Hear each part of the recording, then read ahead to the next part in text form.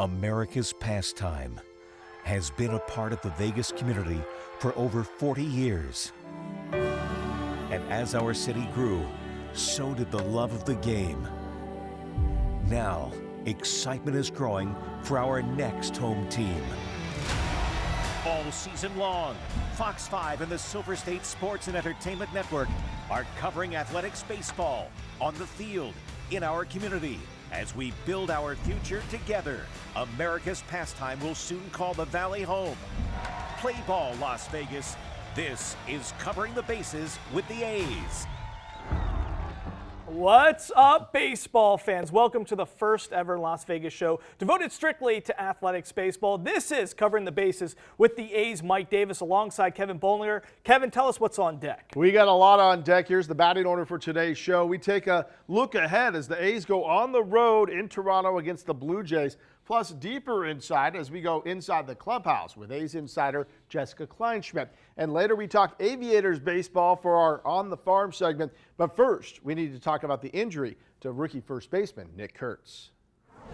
Kurtz, as he starts to head back, you'll see him hit the bag and take off. And unfortunately, the grimace, that looks like it's going to be a hip flexor. Yeah, you saw him pull up a little bit right there. Kurtz was injured running the bases against the Phillies on Saturday. The following Tuesday, the A's put the 22-year-old first baseman on the 10-day injured list with a strained left hip flexor. That's retroactive to May 25th. Here's A's manager Mark Kurtz on the situation. We got him evaluated. We took yesterday to further that evaluation and just didn't feel like he would be able to get back within the 10-day time frame. Thus, we put him on the IL. But there's hope and thought that it could be hopefully a shorter stint than a longer one. So a left hip flexor strain, as Conte said, it shouldn't be a long-term concern. So Kev, it's just a shame for Kurtz because he was just getting going at the plate, hitting 4 homers in the previous 5 games. Yeah, he really was. Durability, though, and injury concern has always been a little factor with Kurtz. He had a hamstring injury last season after the A's picked him 4th overall in the draft back in June. That limited him to just 12 games. He did also have a shoulder injury in college while he was at Wake Forest. Yeah, 100%. Now, in the meantime, the A's 2019 first-round draft pick from Clemson, Logan Davidson, will look to fill that void. We'll have a little bit more on Davidson and his action from the big leagues later on in the show. So the team would be without its stud rookie first baseman for the AL West battle going down between the A's and the Astros. Yeah, with a short 2-game series in Houston, the Astros got a hot start in Game 1. Yes, an interdivision AL West battle. Houston sits second in the standings right now. Hunter Brown pitched a strong game for the Stros. It was all about their bats, though. Jose Altuve with 4 hits in that Game 1, including 2 home runs. Yeah, little dude with a big bat, but for the Athletics, there were a few bright spots. A home run for Lawrence Butler, his 8th of the year. But more importantly, a couple of firsts. 2 guys got their first major league hits. You see it right there. Both Denzel Clark and Drew Avans had their first major league hits. Avans making his major league debut at 28 years old, called up to take the roster spot from the injured Nick Kurtz, and he got that bloop single to center field. Clark with a slow roller to third, and he's got the speed. He legged it out for his first major league hit in his 12th at bat in the bigs. Here was Clark talking about it after the game. Honestly, just in between, just coming up to the big leagues. So just happy to get the first one out of the way, relax the shoulders a bit, and yeah, hopefully the first of many, and hopefully can start going out there and use my bat to help the team win. All I have to say is keep those bats. A keepsake. You got to save those for the fam. Now, Kev, let's take a closer look at the series before this as the A's took on the Phils. Yeah, it was a 3-game series at home against the National League best Phillies. Game 1, the Athletics were held scoreless by ace Zach Wheeler. It wasn't until the 9th when Kurtz homered to center, putting 3 on the board for the A's. The Phils would take that game, though, 4-3, and they carried that momentum into a wild game on Saturday night with an extra inning affair as the Phillies took that one 9-6. Kyle Schwarber for the Phillies hitting a home run, plus he hit the game-winning double in the top of the 11th. That was the difference.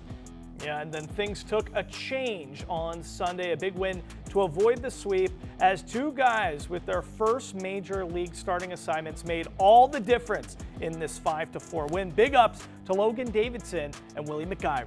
After a Jacob Wilson leadoff home run, Logan Davidson with his first major league hit in the first, a 2-run double.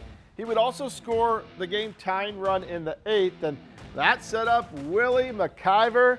He got the start behind the plate for Shea Langoliers, and he knocked in the go-ahead run on his first major league hit before ending the game with a throw-out of Johan Rojas.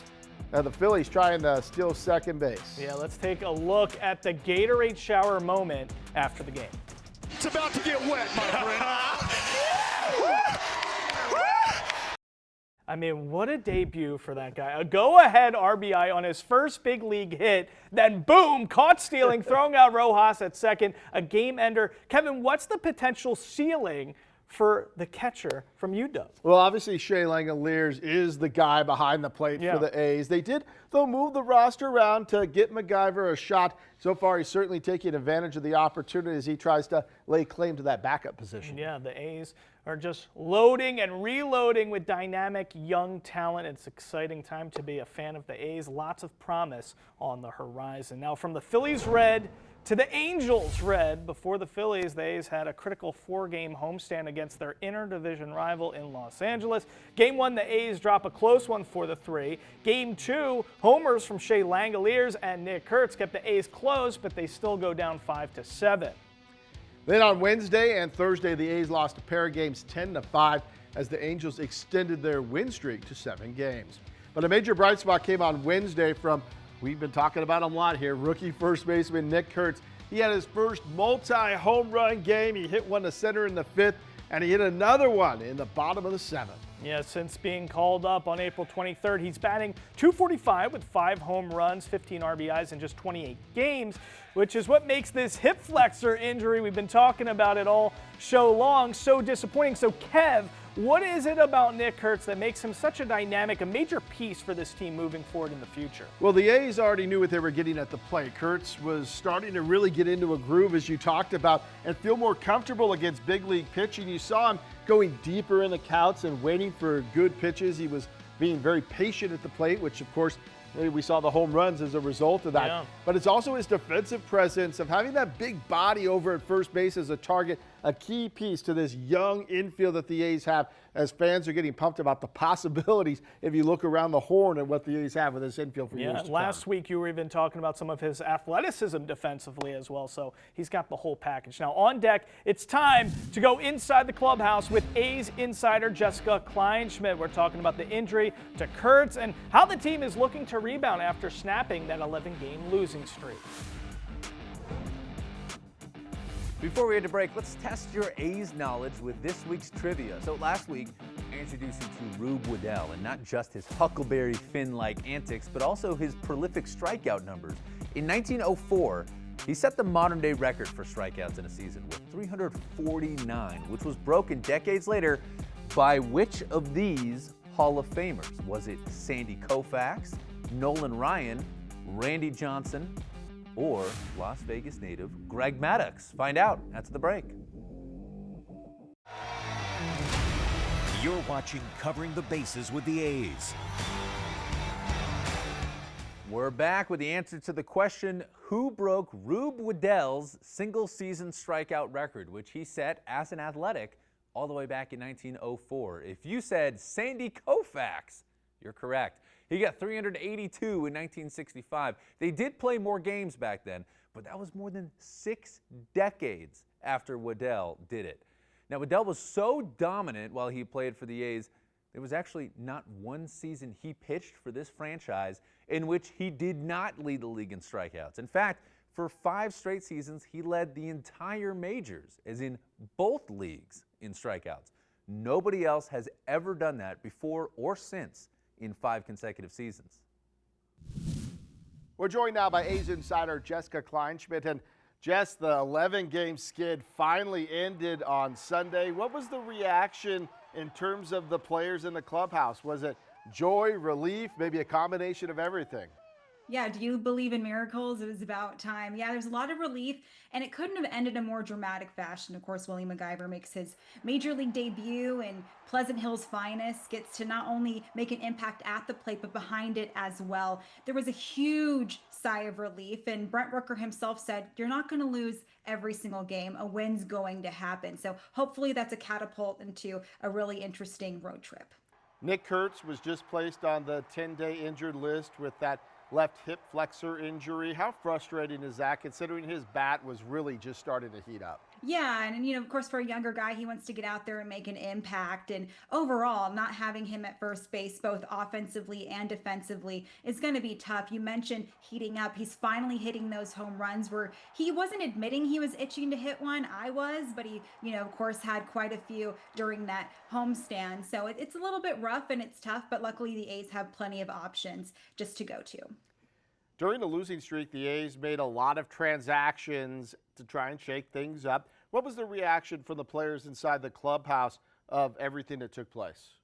Yeah, well, now that we know that Seth Brown has been optioned to AAA and didn't get claimed off of waivers, he's still going to be in the organization. What he did last year was figure some things out in AAA, a bit of a reset, and hopefully that's the case with JJ Bleday. But the guys that they did bring, Logan Davidson, who was drafted in 2019, finally got the big call up, and Denzel Clark, who might be one of the most athletic players I've ever seen. You see him defensively, he's been strong, but I spoke to him at spring breakout, and he just needs to tweak some things offensively. But David Force told me after he got a few AAA reps at the plate, he's ready to go. So it's really exciting. These younger guys getting a chance, and it's kind of one of those things where it's about time. But you mentioned the 11 games. You have to shake some things up. If the bats aren't producing, you got to dip into the farm system. And that farm system's proven to be really strong. And what more are they going to do in AAA? You got to put them on the big league stage now. Mark Kurtz talked about during the streak, it seemed to light a fire in his players even more and made them dig in even more.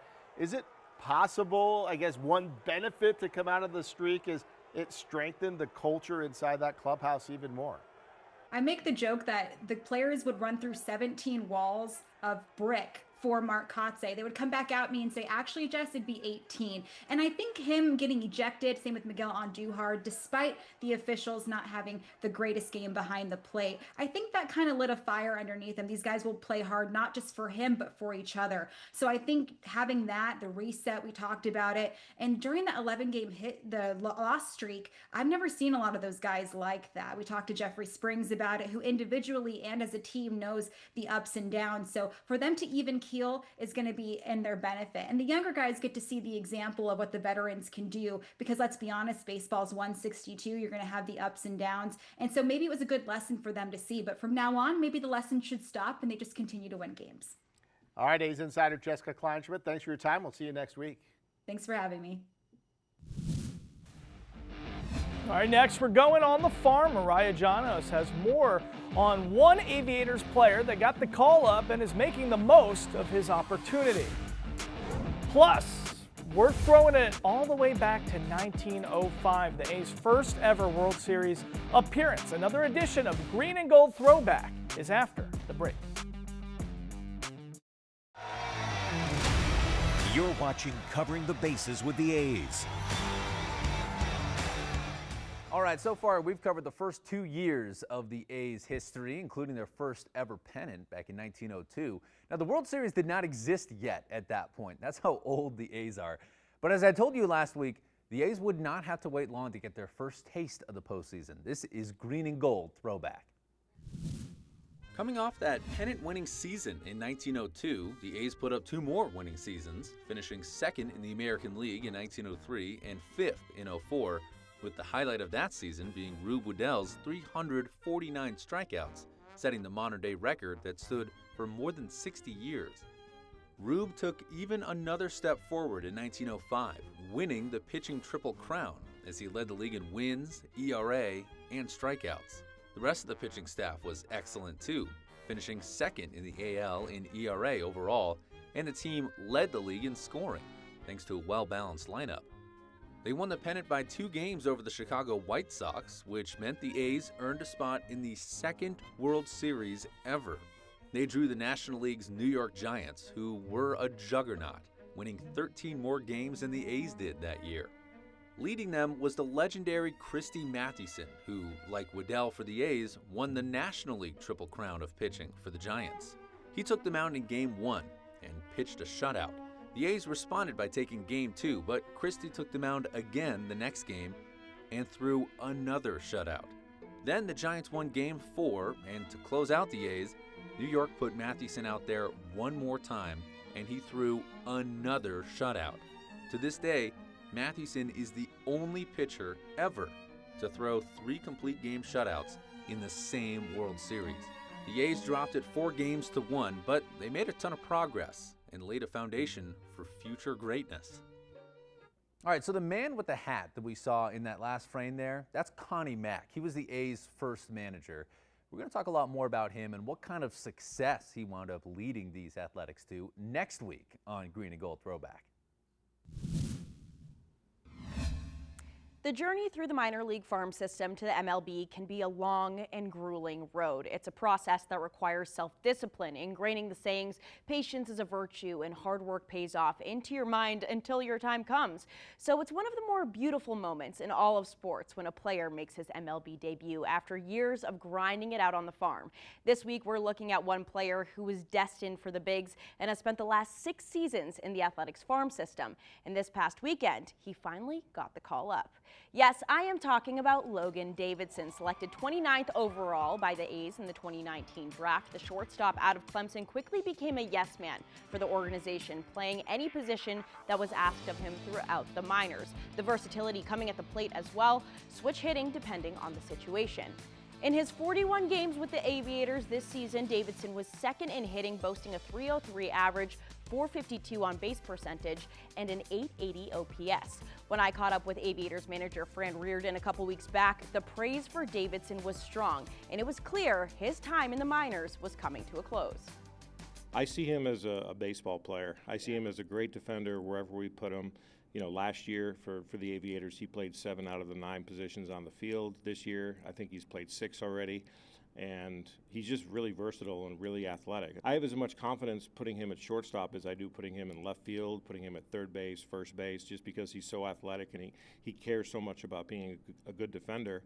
And then you look at what he's done offensively from both sides of the plate. He's having a fantastic year. He's hitting the ball hard. His walk rate is higher than it's ever been. And I think he's going to get an opportunity in the major leagues this year.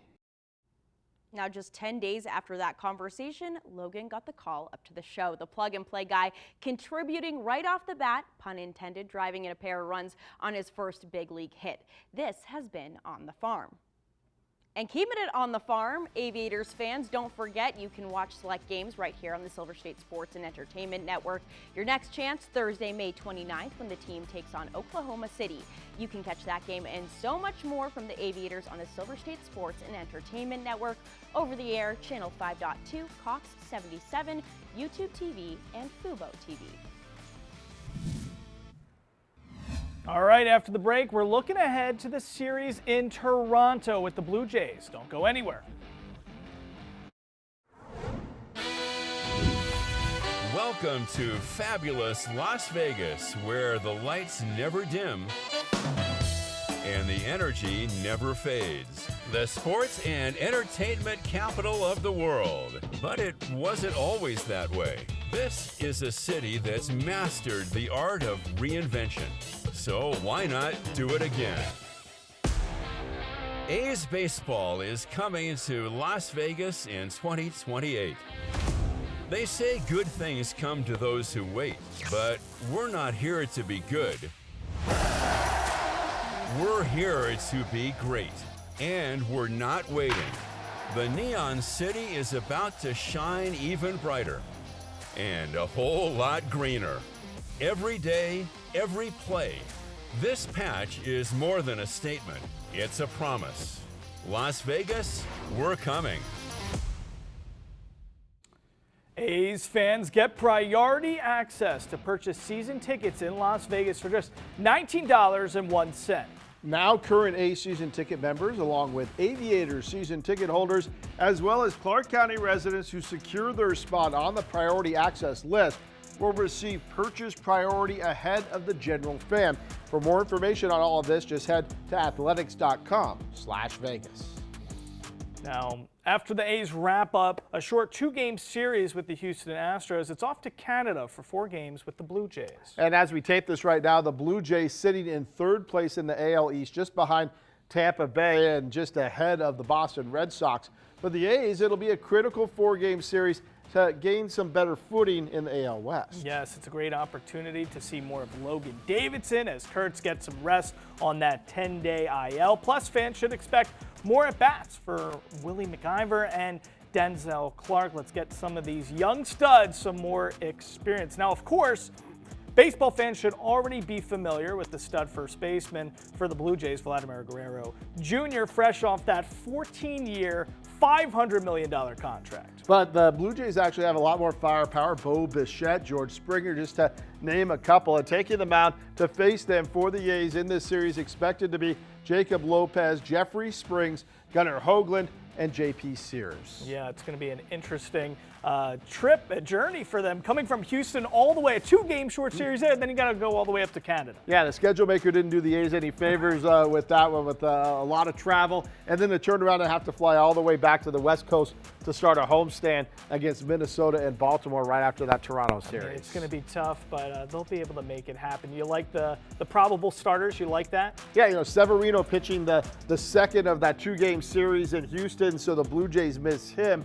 But the A's, I'm really excited to watch Gunnar Hoagland's progress as he goes through this season. We've seen some flashes of brilliance from him, and it's going to be exciting to watch him build his career as we go through. All right, we'll see what happens. It is going to be a wrap here for us on this edition of Covering the Bases with the A's. Lots going on, not only for the A's, but the Aviators, and across the board inside the A's minor league system. They're having a lot of success top to bottom. We appreciate you joining us. For the rest of our crew here in Las Vegas and Mike Davis, I'm Kevin Bollinger. Yes, thanks for joining us. We'll be back next week. Until next time, be good and go A's.